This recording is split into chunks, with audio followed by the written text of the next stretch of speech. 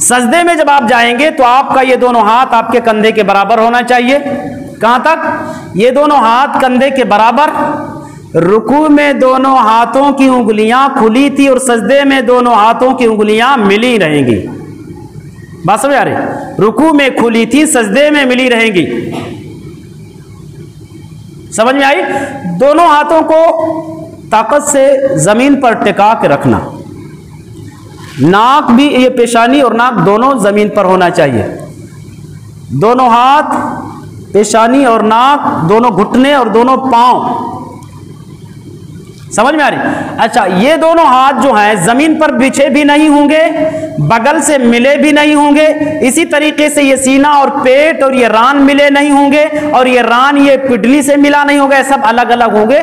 समझ में आ रही बात? जमीन से ऊंचे होंगे, एक दूसरे से अलग होंगे, है ना। ये बाजू से मिला के सजदा नहीं करेंगे कि दोनों हाथ ऐसे जमीन पर रख दिए और क्या नाम है अब आप सजदा कर रहे। नहीं, जमीन पर हाथ है, बाजू से दोनों हाथ क्या नाम है अपने पहलू से अलग रखेंगे और जमीन पर बिछाए भी नहीं रखेंगे। समझ में आ रही है? अच्छा, 7 आज़ा पर जो है सजदा करना है। बाज लोग दोनों पांव उठा के रखते हैं सजदे में, दोनों पांव पीछे उठा हुआ है, तो 7 आज़ा का 7 में से तो आपने 2 कर दिया, 5 ही बचे।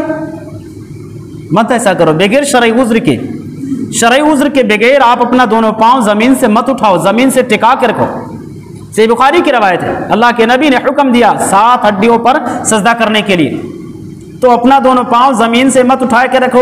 और इसी तरीके से बाज लोग अपना ये पेशानी जमीन पे रखते, नाक ऊपर उठा के रखते हैं। ऐसा भी नहीं कि पेशानी और नाक दोनों जमीन पे टिका के रखें, है ना।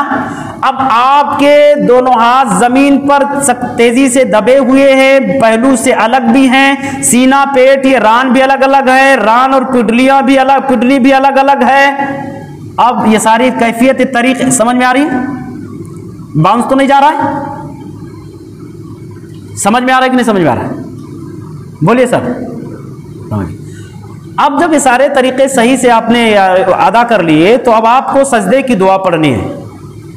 सजदे की दुआ सुबहान रब्बियल आला, इसके अलावा भी दीगर सजदे की दुआएं हैं जो आपको याद होंगी, वो आप पढ़ सकते हैं। 2-3 मरतबा, जितने मरतबा भी आपको तौफीक मिली, आपने सजदे की दुआ पढ़ ली, एक सजदा मुकम्मल कर लिया।